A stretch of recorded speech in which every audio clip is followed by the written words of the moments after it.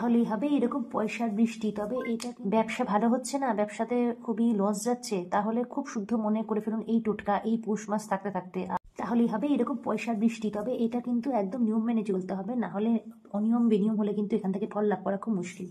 বাকি আছে, তার মধ্যে ঝটপট করে ফেলতে হবে এই একটা টোটকা, যেটা আমিও করব বলে ভেবে রেখেছি।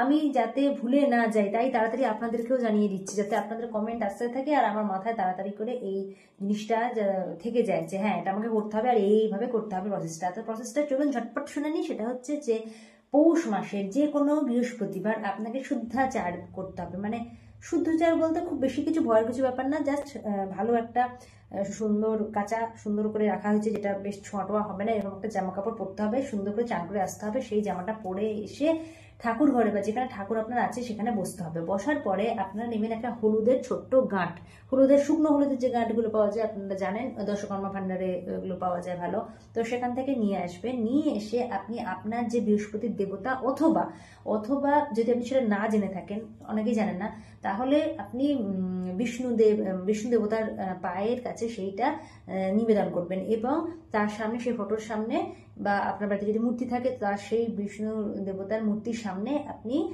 লাড্ডু দেবেন, ভোগ বেসনের লাড্ডু অবশ্যই হতে হবে, ভোগ দেবেন আর দীপ ধূপ এভাবে সাজিয়ে সুন্দর করে পুজো করবেন। পুজো করার পরে পরের দিন, অর্থাৎ এটা করবেন বৃহস্পতিবার করলে সবচেয়ে ভালো হয়, যে কোনো দিনই করা যায় কিন্তু বৃহস্পতিবার করলে সবচেয়ে ভালো হয়। আর পরের দিন মানে শুক্রবার সেখান থেকে ওই গাঁটটি নিয়ে সাদা অথবা হলুদ সুতো দিয়ে হাতে বেঁধে নেবেন আর আপনার তাহলেই হবে এরকম পয়সার বৃষ্টি।